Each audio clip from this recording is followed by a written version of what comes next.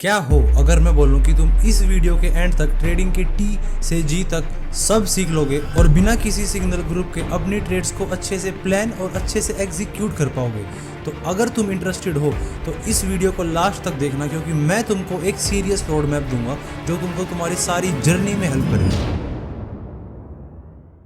तो अगर तुम एक कंप्लीट बिगिनर हो तो सबसे पहले ये पता होना बहुत जरूरी है कि मार्केट कितनी टाइप्स की होती हैं और कौन सी मार्केट में ट्रेड करना है। तो मेजरली 3 टाइप की मार्केट्स होती हैं: stock market, crypto market and forex market. मैं जो यूज करता हूँ वो है क्रिप्टो मार्केट। और मार्केट बेशक कितनी ही टाइप्स की हो, लेकिन जो ट्रेडिंग होती है वो हर मार्केट में सेम होती है। ट्रेडिंग एक ऐसी स्किल है जिसको हम हर मार्केट में सेम तरीके से यूटिलाइज कर सकते हैं और अपने प्रॉफिट्स बना सकते हैं। और इन तीनों ही मार्केट्स में 3 सेम सेगमेंट्स होते हैं: future trading, spot trading and option trading. और बिगिनर्स को यही रिकमेंड करा जाता है कि आप स्पॉट ट्रेडिंग से स्टार्ट करो। और ये ट्रेडिंग क्या होती है इसके बारे में हम आगे बात करेंगे। उसके बाद जब आपने डिसाइड कर लिया है कि कौन सी मार्केट में ट्रेड करना है, फिर आता है अगले पार्ट में choosing a right trading platform. अब ट्रेडिंग प्लेटफॉर्म क्या होता है? ट्रेडिंग प्लेटफॉर्म एक वो जगह है जहाँ पे आप अपनी ट्रेड्स को एग्जीक्यूट कर सकते हो। और एक सही ट्रेडिंग प्लेटफॉर्म चूज करना बहुत इंपॉर्टेंट हो जाता है आज के टाइम पे,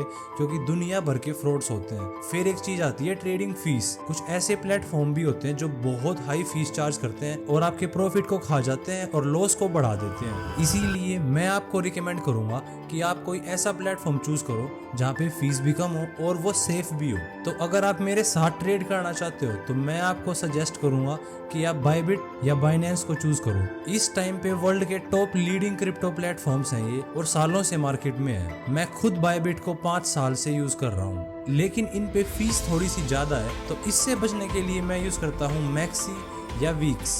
ये 2 ऐसे प्लेटफॉर्म है जहाँ पे फीस बाइनेंस और बायबिट से कम है और साथ ही साथ बिल्कुल सेफ है। अब आपका ट्रेडिंग अकाउंट तो ओपन हो चुका है, लेकिन चार्ट को एनालाइज कहाँ पे करेंगे? उसके लिए हम यूज करते हैं ट्रेडिंग व्यू।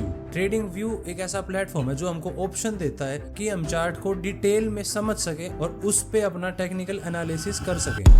अब आते हैं सीखने वाली चीजों पे कि सीखना क्या क्या है। आप कैंडल स्टिक सीख सकते हो, प्राइस एक्शन के बारे में सीख सकते हो, एलियट वेव्स के बारे में सीख सकते हो, चार्ट एनालिसिस के बारे में सीख सकते हो, टेक्निकल एनालिसिस के बारे में सीख सकते हो। अगर आप इनको सीखने के लिए आधा या 1 घंटा रोज दे दोगे तो मैक्स टू मैक्स आप 1 महीने में बिल्कुल परफेक्टली इनको सीख लोगे और 2 या 3 महीने बाद आप इनको अपनी ट्रेडिंग में यूज भी कर पाओगे। अकाउंट ओपन और टेक्निकल एनालिसिस सीखने के बाद अब आती है ट्रेडिंग स्ट्रेटेजी, क्योंकि ट्रेड करने के लिए या फिर ट्रेडिंग सेटअप्स ढूंढने के लिए आपको चाहिए एक ट्रेडिंग स्ट्रेटेजी जो आपको इंडिकेट करेगी कि किस टाइम पे लॉन्ग करना है या किस टाइम पे शॉर्ट करना है। और नई ट्रेडिंग स्ट्रेटेजी बनाना बहुत बड़ा सिरदर्द है, क्योंकि इसमें बहुत टाइम और बहुत एफर्ट्स लगते हैं और आपको काफी नॉलेज भी होनी चाहिए चीजों की। तो अभी आप बिगिनर हो तो मैं आपको रिकमेंड करूंगा कि आप किसी की ट्रेडिंग स्ट्रेटेजी कॉपी कर लो या मेरी कॉपी कर लो। इससे फर्क नहीं पड़ता कि आप कौन सी स्ट्रेटेजी यूज कर रहे हो, बस आपको उसके ऊपर टाइम देना पड़ेगा। मैं जो मेजरली यूज करता हूँ वो है SFP, price action, Elliott waves और वॉल्यूम्स। और इन सारी स्ट्रेटेजीज के ऊपर भी एक अलग से वीडियो आएगी, तो सब्सक्राइब करके बेल आइकन जरूर प्रेस कर लेना। और आप स्ट्रेटेजी चाहे कोई भी फॉलो करो, लेकिन इंडिकेटर्स कम से कम यूज करने हैं, क्योंकि इनका सक्सेस रेट बहुत कम है। और जितनी भी स्ट्रेटेजीज है जो इंडिकेटर बेस्ड हैं वो मैक्सिमम टाइम्स फेल कर जाती हैं और भर भर के लॉस कराती हैं। और मैं ये अपने एक्सपीरियंस से बता रहा हूँ कि ऐसा ही होता है। तो अब आपके पास सारी बेसिक नॉलेज है और अब आप अपनी ट्रेडिंग जर्नी स्टार्ट कर सकते हो। और कोई भी डाउट हो या कुछ भी क्वेश्चन हो तो आप मेरे को कमेंट्स में या फिर मेरी इंस्टा आईडी पे पूछ सकते हो। आई होप कि इस वीडियो से आपको कुछ क्लैरिटी मिली हो कि एक ट्रेडिंग जर्नी कैसी दिखनी चाहिए। इसको बहुत ही सिंपल लैंग्वेज में मैंने समझाने की कोशिश करी है। So I hope this helps and see you in the next one. Thank you.